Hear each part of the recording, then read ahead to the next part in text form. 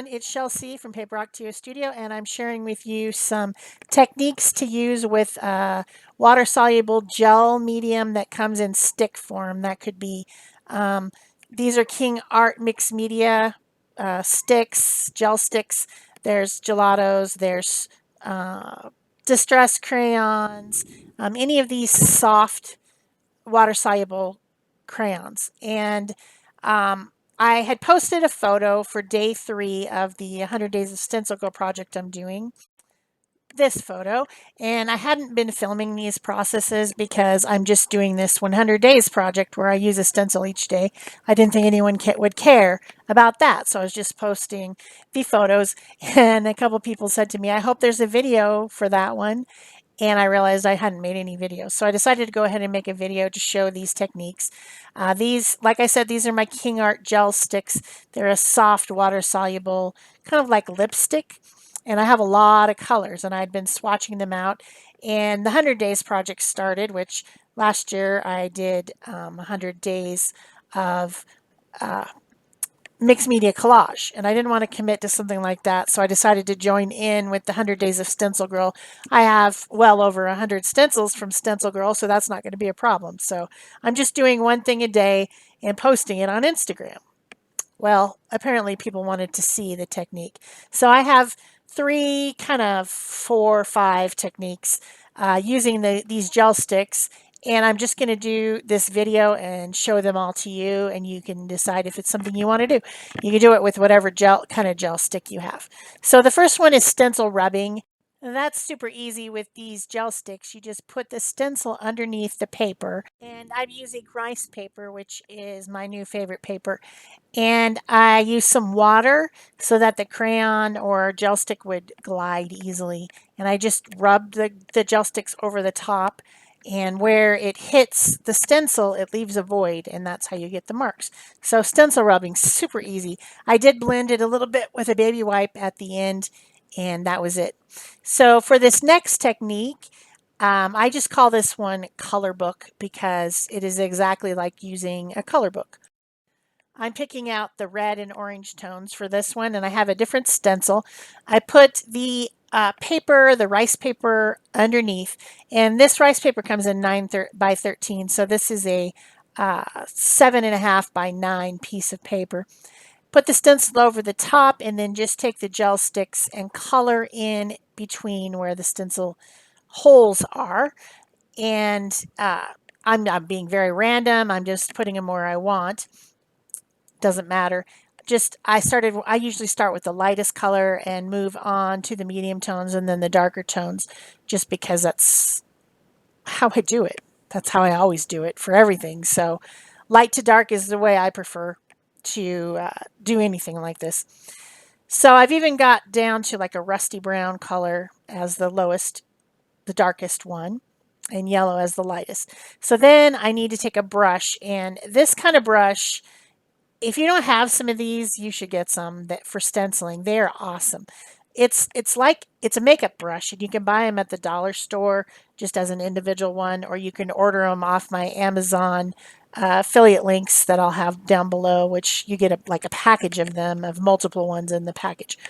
But it's like a toothbrush that's really soft, and it blends stuff so nicely. It blends ink, it blends paint. You can stencil with it, but it works great for this. I get it a little bit moist with a little bit of water, and then just go around, starting again with the lightest color and blending that out, going to the next color, kind of cleaning off in between by rubbing it onto the baby wipe, just to, so that I don't smush the brown into the yellow or whatever.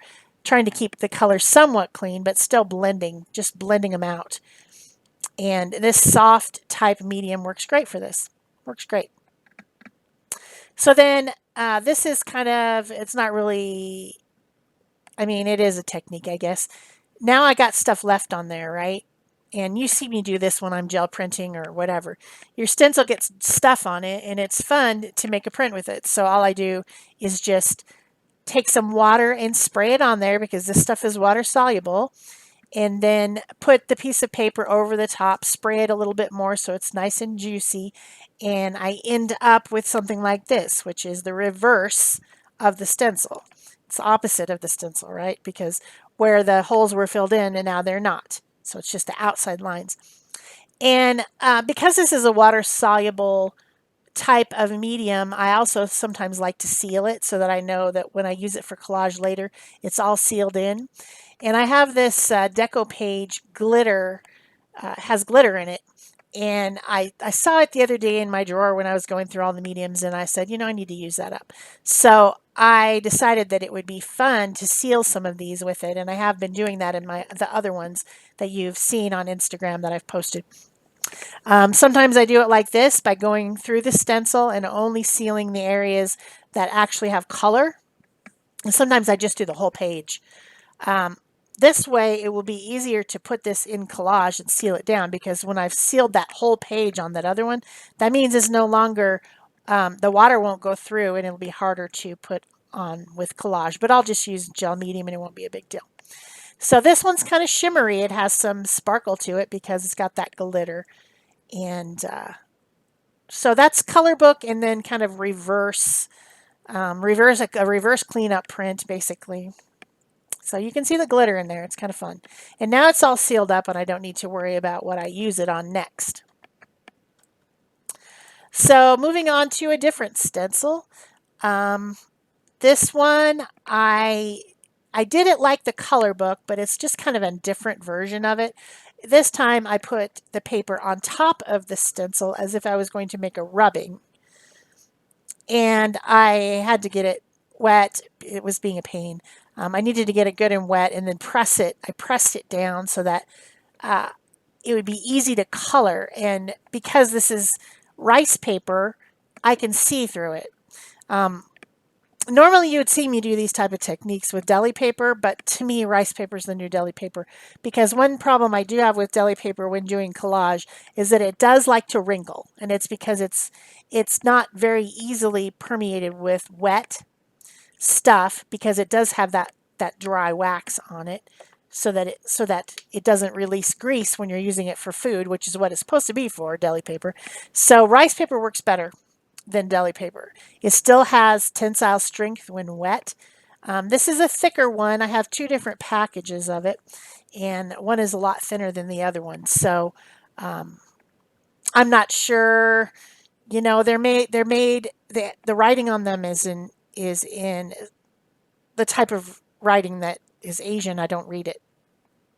Those picture letters, they're really cool.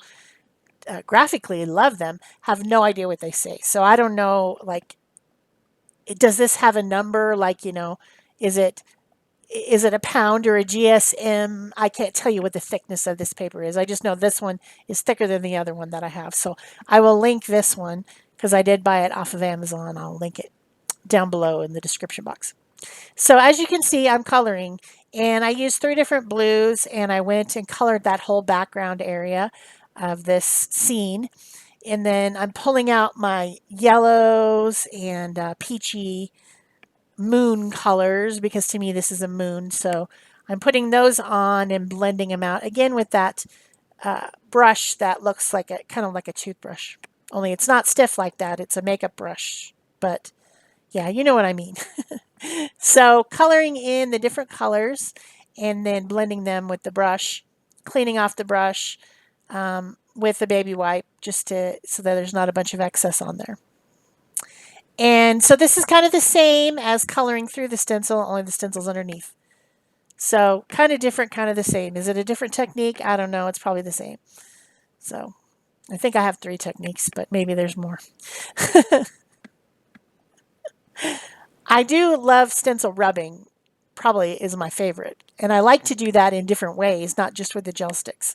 I have other ways of doing it too, but worked great with the gel sticks. And that was the very first one that I posted on day 1. It's a different one than the one I showed you, but it was the first thing I did when I decided I was going to do 100 days of StencilGirl for my 100 days project. I forgot to color in the last leaf there, and I had to go back and do it again. Like, oh yeah, there's a leaf in there, isn't there? I forgot. Okay, so I like this, but I decided that what I wanted to do was make the parts of the stencil that are shapes like the leaves and the branches and things, make those less transparent. So I decided that I would put gesso on there, and I have this thing of gesso that needs to be used up. Just a little bit left in there. You know, you don't want to go to waste. So I took the stencil, I put it over the top this time. Remember when I was coloring it, the stencil was over the top of the plastic, but now I flipped it over and put the paper underneath and the stencil on top. Painted over the whole area with the white gesso. And now those areas will be more opaque. But another thing that I'm going to do while I've got this gesso on the stencil is to make a resist.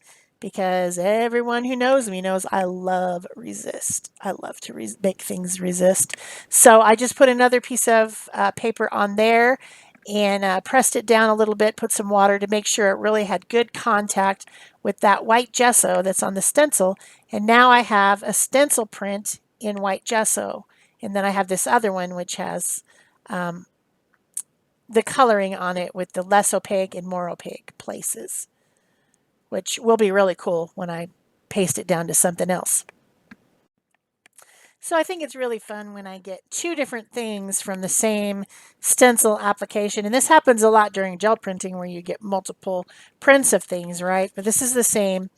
You know, you can get a print off the stencil with the leftover stuff, or in this case, the leftover gesso, which has now put a thin gesso coat on here. So I'm getting out some more sticks, and I know that where the white gesso is, it will resist the color.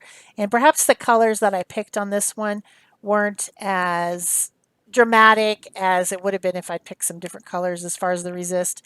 But we do know that it's a thin coat, and it did definitely make a impression for sure, just not as much as you would have thought.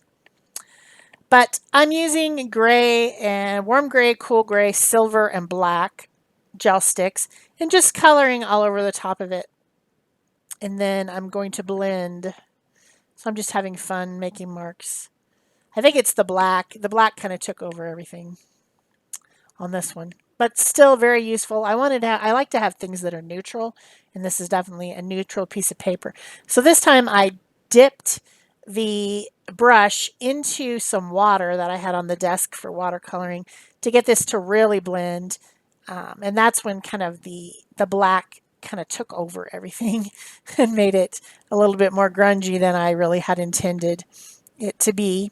But it's still fun. It's still a cool piece of paper. So, of course, I got to get that thing dry. I did wipe back over the top of where the gesso is. I flipped it over and wiped back a little bit so you could see the design a little bit more. Just on the gesso parts. And then it looks different when it turns dry too as well. So I decided I better dry it. I just didn't want to make another mess on my table. So I put my nasty piece of paper towel down because I keep having to clean off the silicone mat underneath. So that one kind of has two sides. It's got the really colorful side, and then the back side, which has gesso on it, which gives it a different look, of course. And then there's a close-up, and then that's the back side.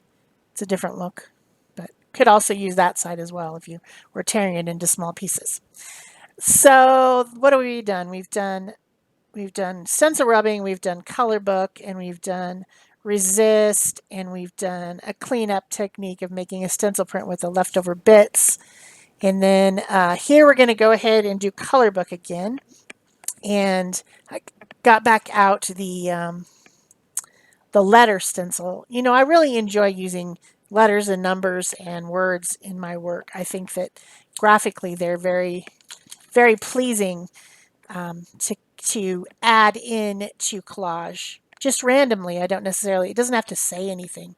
It can just be the letters and numbers because we are familiar with them and we understand them, but they are also a shape and sometimes very dramatic. So I like it. So this time I picked all the pinks, and starting with the lighter ones and moving to the darkest ones, I'm just coloring in the spaces with the rice paper underneath and the stencil on top.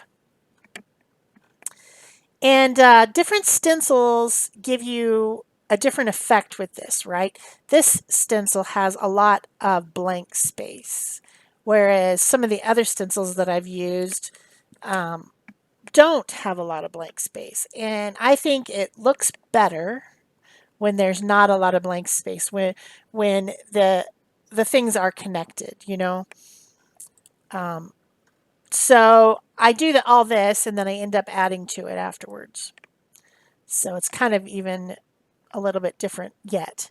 But of course I'm going to blend. I've got my stencil brush, toothbrush, makeup brush situation. And I'm blending in all those pinks, cleaning off in between on my dirty baby wipe just to make sure that I don't muddy up the colors too much. Of course, it's not like I'm using colors that are opposite of each other, right? They're all the same. Oh yes, and of course I do need to make a cleanup print on this one as well, which is very pretty. I probably need to put a sealer on it though to make it even more. Sometimes when you put something to seal it, like matte medium or something, it intensifies. It makes the paper more translucent and intensifies the color. So I might put a coat of something on this. I haven't done it yet, but it's pretty nonetheless. It's very light, but it's all the pinks. But there was also some blues and oranges on there too, which must have been from a previous something. I like how it came out though. I think it's really cool. So there's the two pieces. And then I decided that there was too much white space between all these letters. And so I put the paper on top again as if I was going to do a rubbing. And then, which I did. And then I just went through and colored in around the areas.